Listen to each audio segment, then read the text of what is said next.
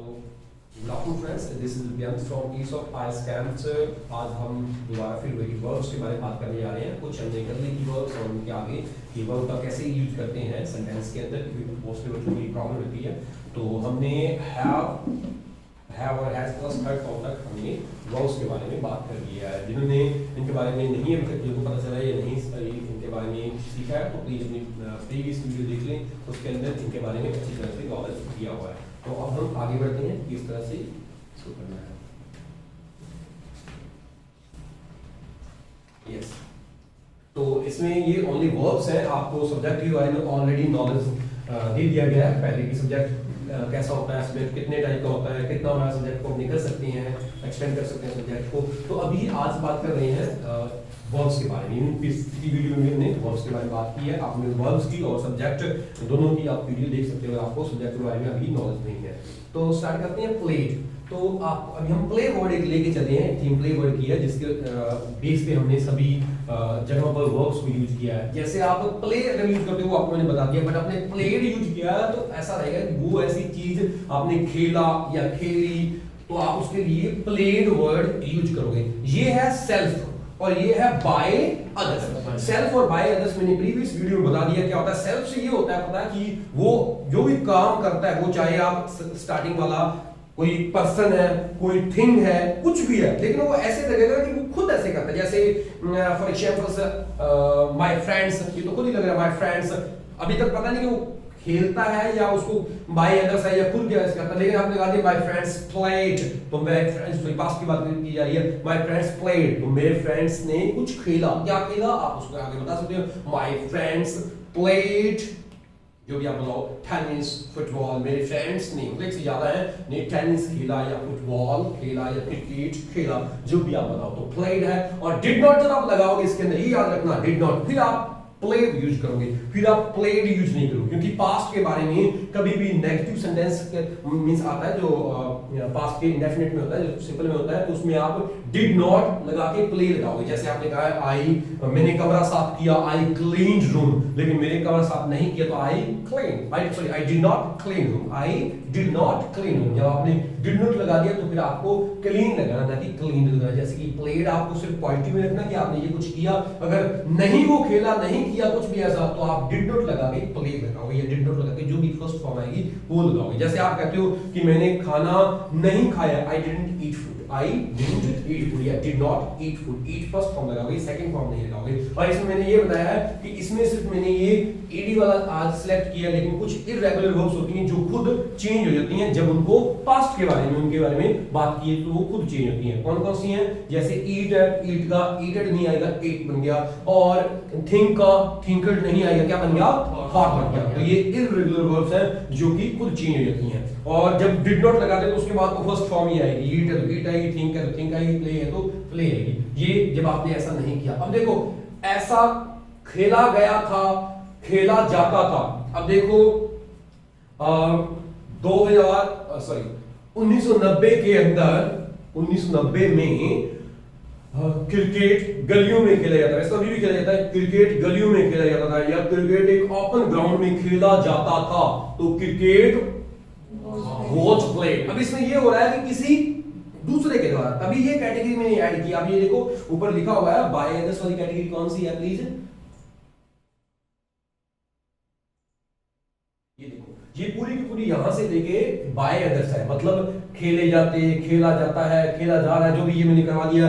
खेला जाता था, जो अभी मैं या कोई भी आप 1990 में वहां पे क्रिकेट खेला गया था, the cricket was played in particular place in 1990, जो भी आप 1990 में था वहां पे खेला गया था।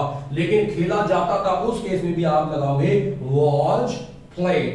ओके, तो इस चीज से प्लीज आप वाज प्लेड या वाज, अगर आप ये कहो कि कोई चीज का उद्घाटन किया गया था किसी का, तो वाज इनॉग्रेटेड, किसी भी चीज का इनॉग्रेटेड, तो बाय अदर्स है, ये किसी दूसरे के द्वारा किया गया था, तो आप वाज लगा के थर्ड फॉर्म लगाओ। किसका किया गया था वो आप स्टार्टिंग में लगाओ। जैसे आप ये कहो कि सर 2 मंथ पहले ये बिल्डिंग बेची गई थी, तो this building was sold 2 months ago। Okay, 2 months ago was sold. Sold क्या है? एक इररेगुलर वर्ब है जो सेल से बन के आई है, सेल सोल्ड। ओके, सोल्ड, तो आप इसमें ये लगा सकते हो।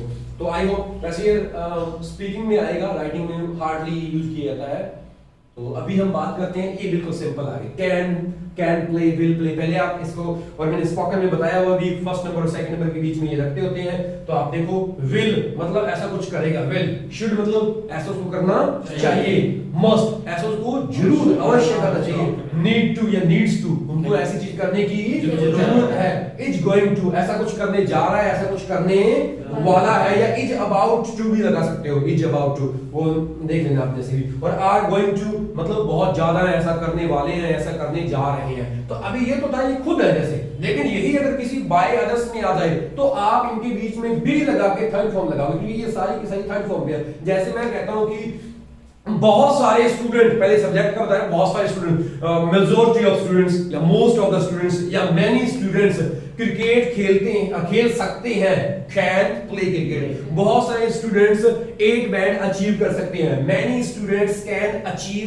8 बैंड स्कोर इन आईएएस जो भी है। लेकिन अगर आप ये कहो कि ऐसा कुछ किया जा सकता है, देखो 8 बैंड स्कोर प्राप्त किया जा सकता है, तो अब इसमें करने वाले का नाम नहीं आ रहा है ना, नहीं आ रहा, तो ये बताओ सेल्फ वाला है या बाय अदर्स वाला है? By others. तो 8 band can be achieved, achieve नहीं लगा, 8 बैंड कैन बी अचीव्ड या 8 band can be got, gets की थर्ड फॉर्म भी गॉट होती है, गॉट भी बोल सकते हो।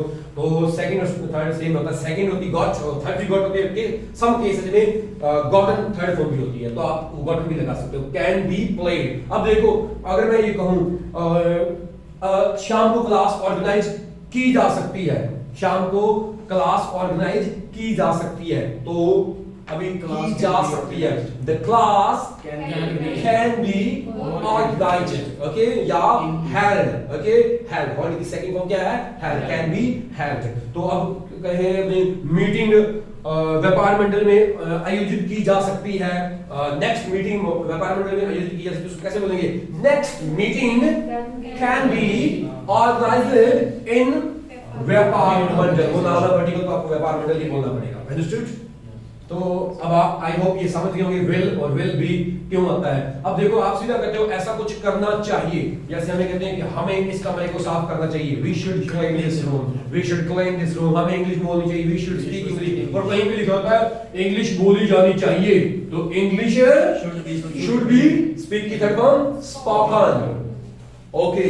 तो और कई बार लिखा होता है सड़क को साफ किया जाना चाहिए, रोड सिंगल है तो इसमें सिंगल प्लूरल का कुछ नहीं होता, कुछ भी ऐसा मैसअप नहीं होता, सिंगल प्लूरल जो भी है सभी के साथ आता है, बट वो सिर्फ प्रेजेंट वाले में था जिसमें एस लगता है या हैज लगता है, उसमें होता है, इसमें कोई भी कुछ नहीं है।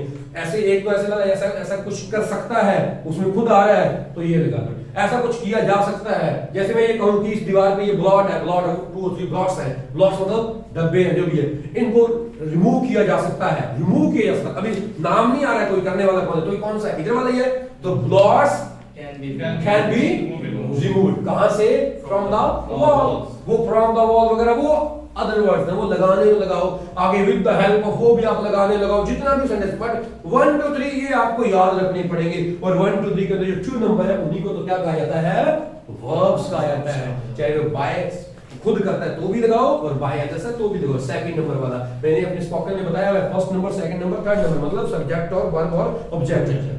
जहां तक सब्जेक्ट और वर्ब पे ही बात की जाती है, सब्जेक्ट मतलब कितने बड़े होते हैं तो आपको वो लिखवा दी गई है, मेरी प्रीवियस वीडियो के अंदर लिखा हुआ है, one group of the people, one side of the people, majority of the people, majority of the students, many students, वो सब भी उसके अंदर आ गया है, large number of student and increase number of student, ये सभी क्या थे?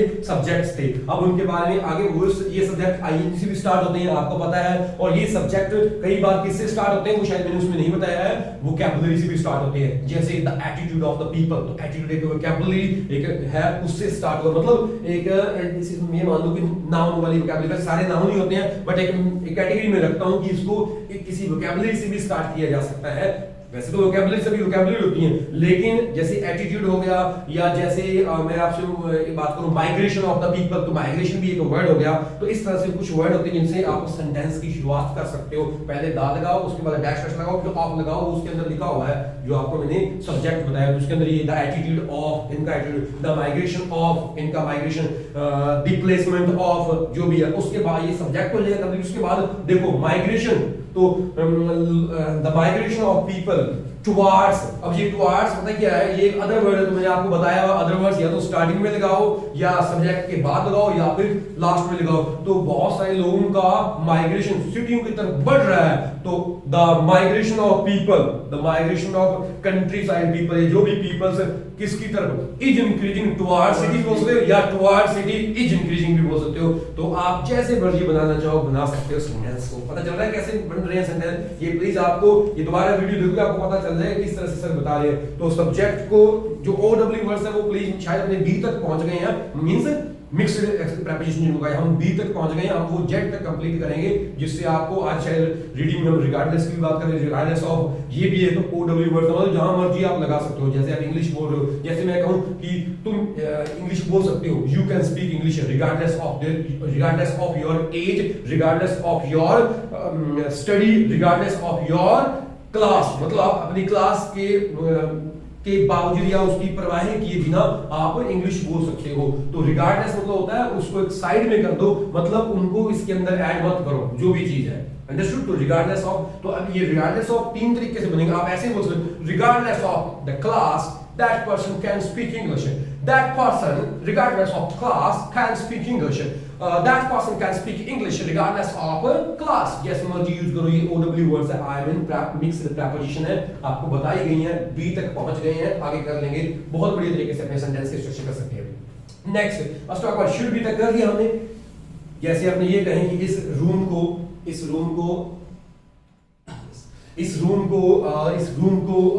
एक्सटेंड किया जाना चाहिए, इस रूम को। तो कैसे बोलेंगे दिस रूम? अब इसमें एक्सटेंड करने वाले कोई नहीं है, तो इधर वाला या उधर वाला? पहले मैं ये बता, इधर वाला। This room should be extended. और अगर ये इसको जरूरी अवश्य ही ऐसा किया जाना चाहिए, तो this room must be extended. और अगर ये कहें कि कुछ रूल है जैसे लाइक यहाँ पे है कि तुम्हें क्रिकेट खेलने की जरूरत है, तुम्हें, तो यू नीड ही बनेगा।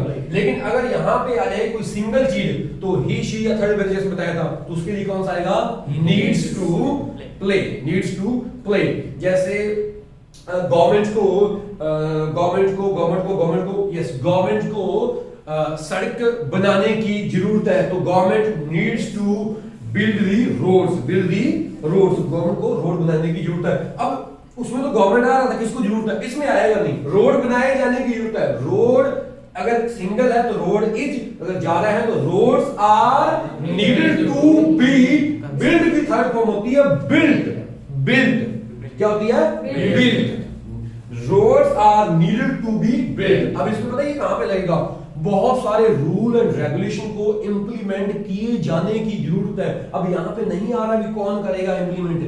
नहीं आ रहा ना, तो many rules and regulations are needed to be implemented in favor of किसी के फेवर में लिए जाने की implemented sorry I just forgot okay many rules and regulations या large number of rules and regulations are needed to be implemented किसके favour में? वो इसके बाद में in favor of, ये भी क्या है? OW वर्ड है।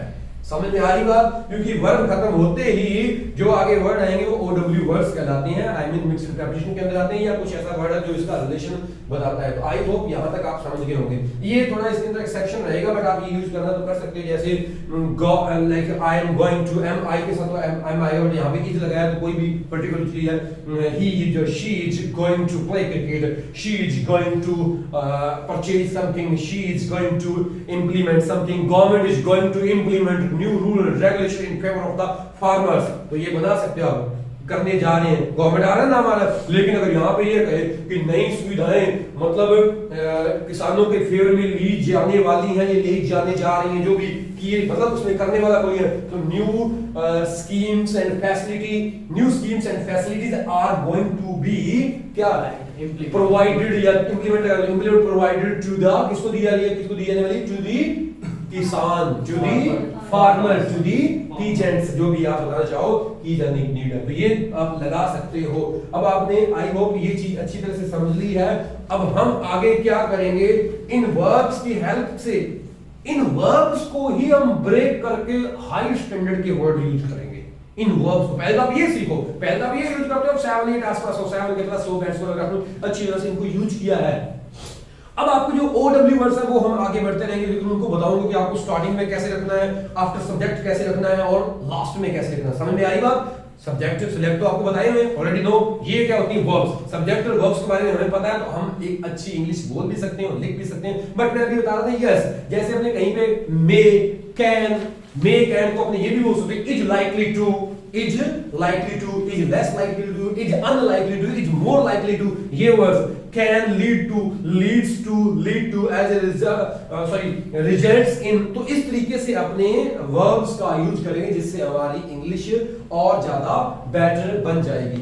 ओके, तो अभी हमने ये वर्ब सीखा है, तो अभी वर्ब्स काफी है, आगे इनकी एक फैमिली बताई जाएगी। अब और आगे और बढ़िया हो जाएगा। फैमिली में आपको ये पता चल जाएगा कि इज के साथ साथ कौन कौन से हैं, कि वो प्रेजेंट में क्या शो करता है इज, और इज के अगर पास्ट वाला तो इज का कौन सा फैमिली मेंबर आएगा जो पास्ट को शो करेगा, फ्यूचर के लिए इज का कौन सा फैमिली मेंबर आएगा जो फ्यूचर शो करेगा। तो अब फैमिली पे बात की जाएगी और सिंगल पे भी बात की जाएगी, प्लूरल पे। वो बहुत बढ़िया तरीके से हम नेक्स्ट वीडियो बनाएंगे। आई होप आपको ये वीडियो पसंद आई होगी और क्लास भी आपको अच्छी लगी होगी। मिलते हैं नेक्स्ट टाइम से न्यू वीडियो के साथ। Till then take care, bye bye.